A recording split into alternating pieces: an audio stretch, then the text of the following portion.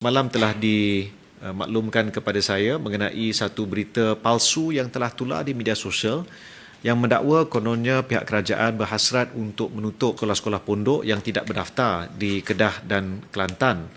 Dan semalam, Yang Berhormat Menteri Agama telah mengeluarkan kenyataan menafikan perkara tersebut dan aduan telah dipanjangkan kepada pihak MCMC untuk mengenal pasti mereka yang terlibat dalam menghasilkan dan menyebar berita palsu ini. Sukacita saya ingatkan bahawa penyebaran berita palsu itu adalah satu kesalahan berdasarkan Seksyen 233 Akta Komunikasi dan Multimedia.